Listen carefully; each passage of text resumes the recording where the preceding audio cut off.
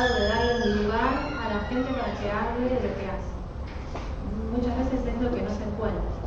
Y creo que eso es lo importante, generar el espacio. Hoy no boicotearon un montón, hubo bloqueos todo el día de tránsito. River me juega 7 y cuarto, no sé, es un escándalo. Tenemos la historia masticada acá nomás, o sea, está claro, me ponen carne y no estaríamos en condiciones de competir con eso. Pero bueno, le ponemos arreglo. Bueno, primero gracias por venir. Gracias a la gente que se sumó porque yo los contacté y me dijeron, obvio, decime cuándo y dónde, y ahí estamos.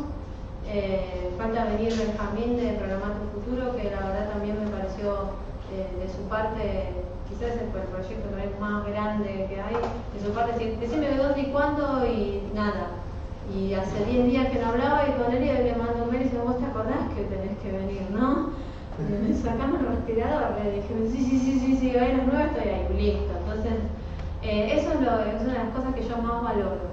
Y creo que por eso estamos de acuerdo con Jackie, que dar un espacio, que vengan, que puedan hablar, aunque seamos 5, aunque venga uno, realmente que lo puedan expresar y que puedan contar lo que hacen y que haya alguien que los escuche y que a alguien se le prenda una idea más o que ofrezca su lugar o que, nos volvemos a contactar y eso realmente va generando, en general el ambiente no estaría colaborando, ¿no? Ahora está bastante negativa la cosa con un montón de cuestiones. Entonces, sacar adelante el tema de la educación, de innovar, de apostar, de tener proyectos nuevos y en general la atmósfera no estaría con la mejor onda como para eso, pero me parece que está bueno seguir adelante y darle garra a pesar de todo. Y yo encontré hace un tiempito un imán para poner en la puerta de mi casa, empecé a poner imanes en la puerta de mi casa, y uno que decía, que es una frase de Albert Einstein, que decía que si todas las cuentas te dan igual, es porque estás haciendo mal las cuentas, ¿no? Y realmente acá lo que hay gente es que no le dan las cosas igual, no es lo mismo hacer las cosas bien que no hacerlas, o que hacerlas mal, que poner esfuerzo extra, que poner motivación extra, que poner de su bolsillo, que invertir tiempo. Y realmente eso es lo que más hay que valorar en todas las personas que van a venir. Es que realmente quieren hacer las cosas distinto, ponen el esfuerzo de hacerlo distinto y que hay que escucharlos y realmente decir, bueno, a ver si tienen algo que a mí me pueda servir y si me sirve y lo puedo aplicar, aunque sea en plan mínimo, eso es replicar la positiva, realmente el ambiente estaría colaborando para replicar el esfuerzo, tiende todo a lo menos posible. Así que eso es, y a todos me quiero agradecer la colaboración y el esfuerzo. La línea de la vida. Bueno, más o menos yo opino muy parecido a lo que ella dice. Y bueno, tuvimos muchos comentarios de docentes que también nos hablan de un contexto muy hostil. Y la verdad que el grupo que se fue generando y la motivación de saber que por ahí otra persona pasó por las mismas experiencias que uno y esas ganas o esa contención que se generó me pareció muy positiva y nada, ojalá podamos seguir trabajando para que se siga generando ese ecosistema y que se pueda llevar a algo cada vez más positivo. Así que bueno, el primer víctima Patricio, y él va a hablar de inmigrantes en el aula, ¿no? Es comunidad. Y vos hasta el momento te rodás que se por suspenda. favor. Bueno, ya pueden dibujar esa foto de memoria. Esa es la vista que tenía de mi casa, desde el living de mi casa hasta el año 92. Por esa época el país estaba tratando de salir de una hiperinflación que nos había destrozado la vida a todos. Todos somos muy jóvenes acá, pero hay algunos que son mucho más muy jóvenes que otros. Entonces quiero contarles un poquito qué fue lo que se vivía en esa época. Yo trabajaba en el área de sistemas de un banco y llegamos a acordar con el gerente que nos pagaran el sueldo a la mañana y entre los compañeros nos pusimos de acuerdo para turnarnos para salir al supermercado. Porque si íbamos a hacer las compras a la tarde, perdíamos un 10% de nuestro poder adquisitivo. Y si esperábamos al día siguiente, el sueldo no alcanzaba para menos de un 20%. En ese contexto, el país llegó a tener 47.3% de pobreza. Voy a repetir el número. 47.3% de pobres había en Argentina en esa época. Yo tomé la decisión de venirme a Buenos Aires y ahí entendí lo que es ser un inmigrante. La primera gran ola migratoria se dio hacia fines del siglo XIX. Empezaron a llegar barcos al puerto de Buenos Aires cargados con decenas de miles de personas que venían dejando atrás una realidad mucho peor, pero que no se encontraban acá con algo extremadamente mejor. Hacia 1910, año del centenario de la Revolución de Mayo, la mitad de la población de la ciudad de Buenos Aires eran inmigrantes, la mitad. En su gran mayoría italianos, españoles y rusos, que llegaron y se encontraron, como les dije antes, con una realidad que tampoco era demasiado auspiciosa. No porque el país no les ofreciera algo que no tenían en su lugar de origen, sino porque el hecho de ser inmigrante en sí mismo es una cuestión extremadamente dura. El primer problema, sin duda, fue el idioma. En todos los casos, obviamente, los grupos poblacionales de origen ruso eran los que más lo sufrieron. El idioma fue uno de los principales problemas, no entenderse con la gente local. El segundo problema tenía que ver con las costumbres. Vengo de vivir una vida que ya no existe más y tengo que aprender a vivir una vida diferente, con costumbres diferentes, socializarme de manera diferente. La cultura, me quedé sin historia. Todo lo que estoy viendo, todo tiene que ver con historias de otras personas, con realidades de otras personas. No sé de lo que me están hablando porque nunca lo viví, porque no lo conozco y porque lo tengo que aprender, pero es el lugar que elegí para vivir. Y algo que atravesó horizontalmente todas estas cosas de manera brutal es el tema del desarraigo. La mayoría de los inmigrantes dejaron atrás familiares directos, padres, hermanos, y muchos de ellos con la certeza de que nunca más los iban a volver a ver. Ese es el escenario de un inmigrante.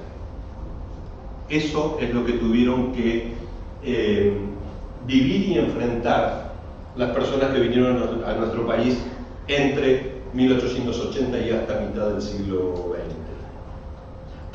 Afortunadamente, hubo una herramienta que permitió, de algún modo, una solución a esta problemática. Y esa herramienta fue la educación. Se implementaron programas educativos para incorporar a los inmigrantes, para incorporar a los hijos de los inmigrantes y lograr que de alguna manera esos diferentes grupos sociales se integraran. Es decir, que empezáramos a ser de algún modo el país que somos hoy, que es un país que desciende de inmigrantes. Esa fue la gran tarea que tuvo la educación a principios del siglo XX.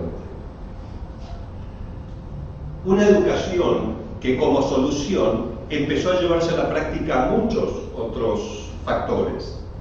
Por ejemplo, a medida que fueron apareciendo innovaciones, fue también la educación la que acompañó la adopción de esas innovaciones. Seguramente ustedes están familiarizados con esto. Imagino que todos ustedes tienen un microondas en sus casas. El microondas fue inventado alrededor de 1948, fines de la década de 40, y costaba la módica suma de $30.000. A nuestro país llegó aproximadamente en 1980, a principios de la década del 80 empezaron a llegar los primeros microondas y empezaron a venderse. Claro, Era un aparato lleno de botones que nadie sabía bien cómo se manejaba, nadie sabía si iba a hacer explotar la casa, nadie sabía si todos iban a salir incendiados por los pasillos.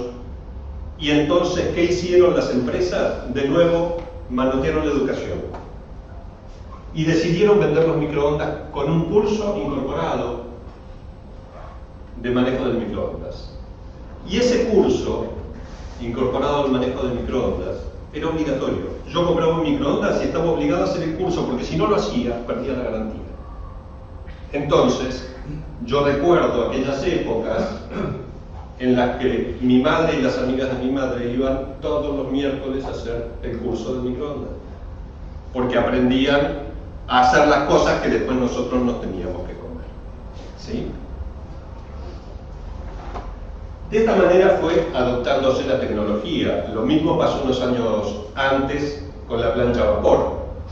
A lo mejor ustedes se sorprenden, pero la plancha a vapor salió al mercado en 1920 y también con un curso de capacitación para usarla. La tecnología paulatinamente se fue incorporando en nuestras vidas y nosotros la fuimos aceptando y la fuimos incorporando también paulatinamente con ese ritmo, ¿sí? Hasta la década del 90, en que todo nos tiró la estantería abajo. Empezamos la década del 90 con aparatos como este, en realidad uno más antiguo, que era como una valija que se llevaba colgada al hombro. Ese yo todavía lo tengo en mi casa. De venir de un plan Megatel, que pagué durante 25 años y del cual nunca obtuve un teléfono, a tener este aparato que me permitía hablar por teléfono en la calle sin ningún cable. Una locura impensable. Así empezamos la década del 90. Pero del horno a microondas a principios de los 80, en la década del 70 el televisor a color, es decir, despacito, nos van tirando cosas. Resulta que en la década del 90 empezamos con esto y terminamos la década del 90 con internet en nuestras casas. En el medio, en la cabeza se nos armó un materia bárbaro, porque en menos de 10 años fuimos testigos y quedamos inmersos en un contexto tecnológico que nos fue muy difícil absorber. Quizás no a los que estamos acá, pero a la gran mayoría de la población sí. ¿Qué pasó? Empezamos a sufrir las mismas consecuencias que sufrieron aquellos que llegaron en los barcos a fines del siglo XIX. Nos encontramos con un mundo hostil, con un mundo que no entendemos, pero con un mundo con el que tenemos que lidiar. Porque nos lo imponen, porque la evolución de la tecnología nos lo impone. Tenemos que lidiar con eso. No sé si alguno de ustedes se acuerda del Banco Alas. ¿Se acuerda alguno de ustedes del Banco Alas? Uno, te lo habrá contado, porque no me lo contaron. Lo voy a pensar. El Banco Alas fue el primer banco que en la década del 80 pretendió, osó poner cajeros automáticos. El Banco Alas se cumplió. Hoy, díganme, ¿quién puede concebir un banco sin cajeros automáticos? El problema del Banco Alas es que se equivocó de época. Fue demasiado rápido. Hubo otro problema también. Pero me quedo con el de los cajeros automáticos. Esta evolución tan brutal de alguna manera nos impacta. Hay un señor que se llama Mark Prensky, quizás alguno de ustedes lo sintió nombrar. Este hombre es un escritor estadounidense especializado además en temas educativos. Él acuñó en el año 2001 el concepto de inmigrante digital, que es justamente lo que veníamos hablando. El inmigrante digital es aquella persona que se siente ante la tecnología viviendo en un mundo hostil. Un mundo al cual se tiene que acostumbrar con un idioma que tiene que aprender a hablar. Mi padre tiene 80 años. Entre nosotros le hemos enseñado a usar Skype para que se comunique con nosotros, porque vive solo en otra ciudad, ninguno de los hijos vivimos con él. Y cuando internet no funciona y él llama al soporte técnico, lo primero que le dice el soporte técnico es: dígame qué versión de sistema operativo tiene. Y mi padre dice: no sé de qué me estás hablando. ¿Qué significa versión de sistema operativo? Decime qué querés que busque, dónde lo busco y yo te leo lo que veo. Otra cosa no puedo hacer.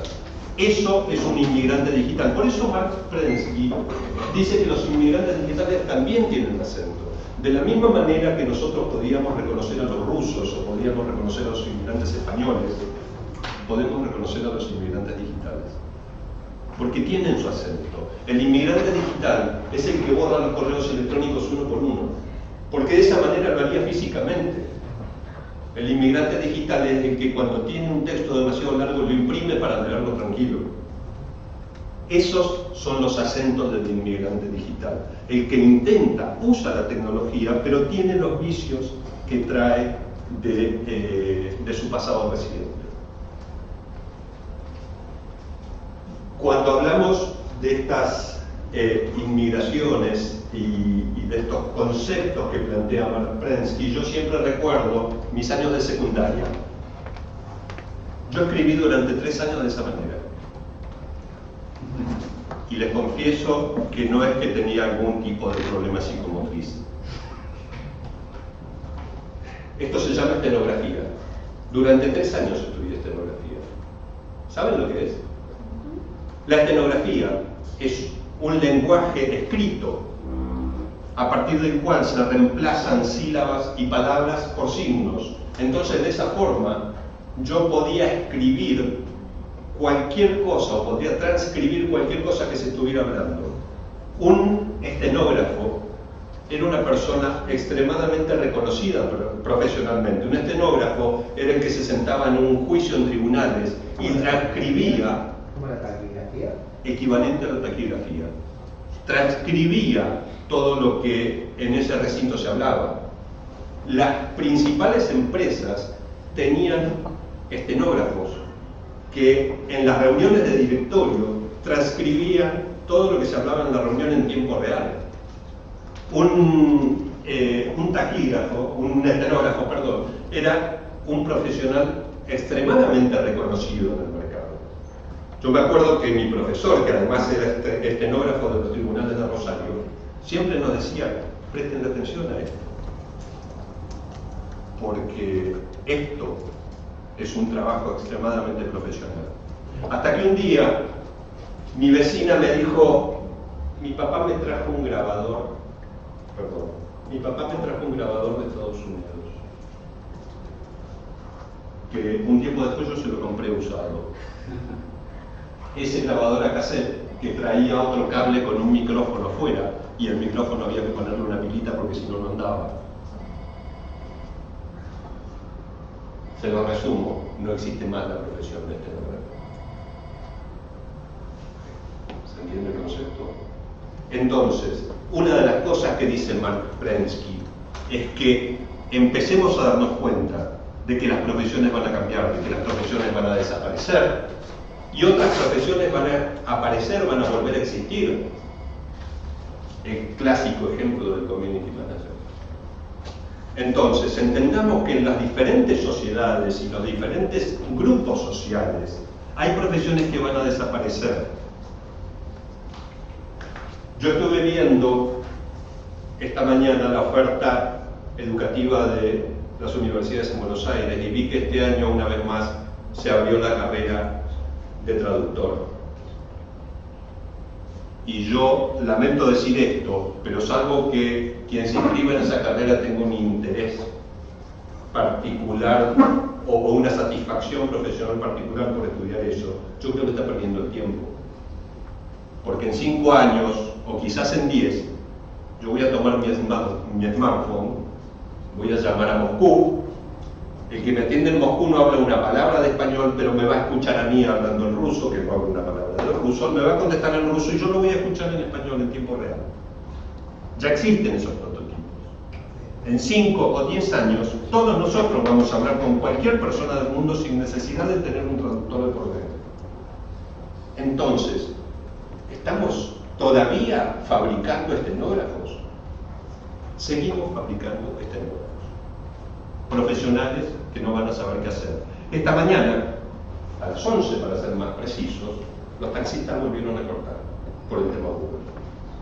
No voy a entrar en los aspectos legales de la problemática de Uber, pero sí me pregunto, ¿qué están haciendo esos taxistas por pensar cuál va a ser su realidad profesional dentro de 5 años. O piensan que van a ser taxistas hasta el siglo XXII y van a seguir cortando la 9 de julio hasta el siglo XXII. Si piensan eso, yo les voy a contar que ya se inventó la bicicleta que funciona como si fuera un dron, vuela. Y ya se inventó el auto que tiene las desplegables y vuela. Entonces, mientras ellos estén cortando la 9 de julio, yo los voy a mirar desde arriba. Tenemos que entender que las profesiones cambian. Y como las profesiones cambian y las profesiones se tienen que modernizar, tienen que evolucionar, otra de las profesiones que tienen que evolucionar, adivinen cuál es: el docente. Si el docente no entiende de que en el aula están sucediendo otras cosas porque los chicos que están dentro del aula son, como también los definió Prensky, nativos digitales, entonces ellos también se están equivocando.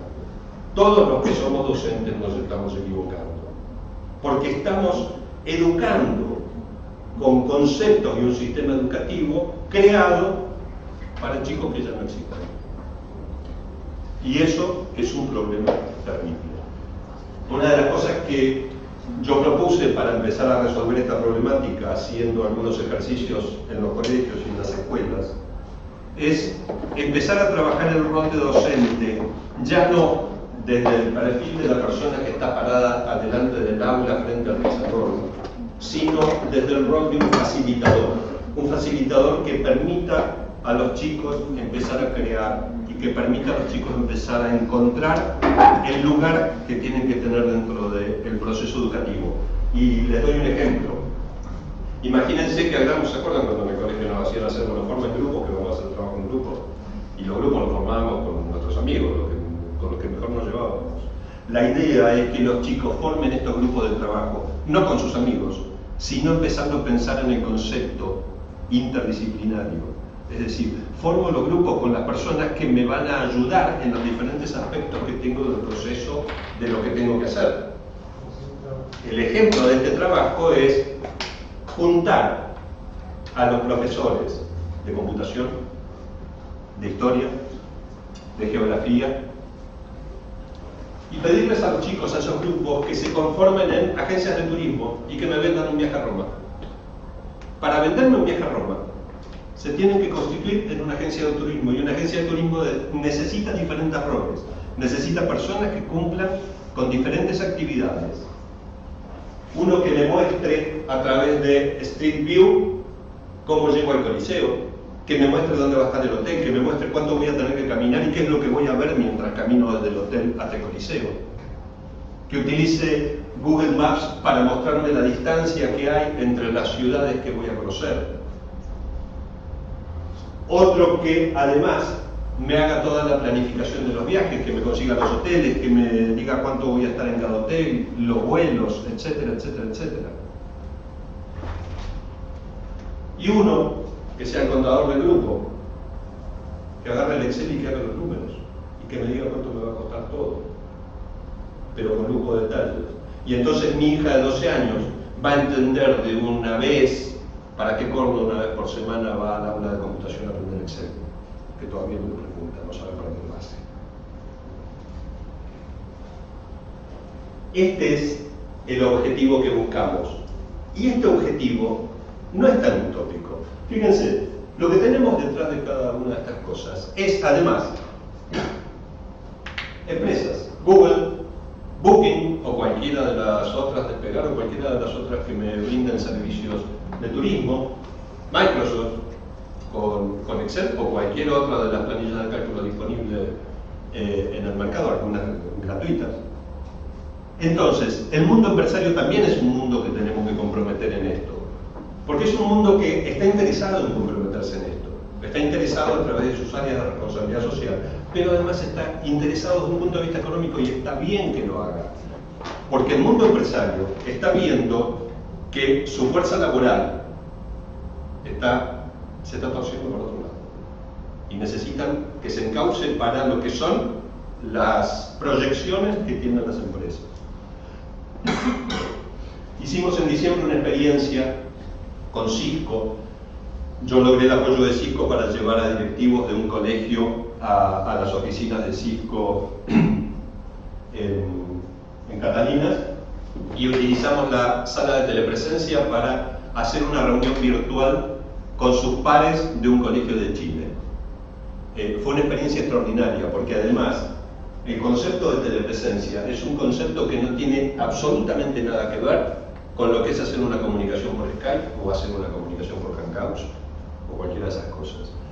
Yo les puedo asegurar que después de 20 minutos de estar sentado en esa mesa en una sesión de telepresencia, el cerebro los convence de que ustedes están sentados con las otras personas. Realmente es una experiencia extraordinaria. Lo pudimos hacer con un colegio eso. Y lo muestro solo como prueba de que las empresas se comprometen con estas cosas. Tenemos que ir, encontrarlas a la puerta y decirles qué es lo que hace falta o trabajar con ellos para empezar a manejar este camino. ¿Es fácil? ¿Es fácil lograr todo esto que comenté hasta ahora?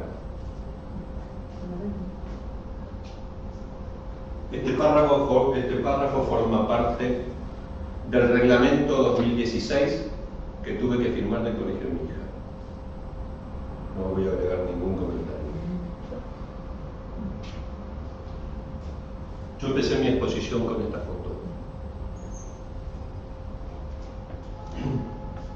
Empecé hablando de la experiencia como inmigrante. Llegué a Buenos Aires en el invierno del 92, sin trabajo, sin lugar donde vivir, y no me quedó otra que dormir en la calle. Y aprendí a comer día por medio. Y solo 6 años después, coordinaba la infraestructura del operativo más grande que realiza un país en tiempos de paz. He pensado muchas veces por qué dudé mucho de poner esto, finalmente lo puse porque pienso muy seguido en esto. Muchas veces me pregunto, esto pasó hace más de 20 años. Y muchas veces me he preguntado, ¿cómo fue que se produjo ese cambio tan fuerte? Y siempre me respondo lo mismo. Yo tenía un instrumento que para mí fue el que me permitió, sin lugar a dudas, lograr esto, que fue la educación. Si yo no hubiera tenido educación, yo todavía estaría durmiendo en la calle.